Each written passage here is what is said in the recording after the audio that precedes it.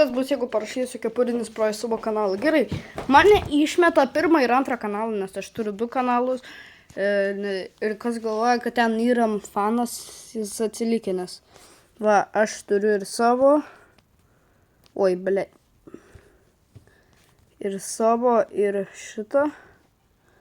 Ir dar turiu tiesiog žiūrėjimui account. Tai aš naudoju šitą dažniausiai, nes čia mano pagrindinis. Nu, tai gerai. Tai man išmeta pradžiai pirmą mano kanalą, tada antrą.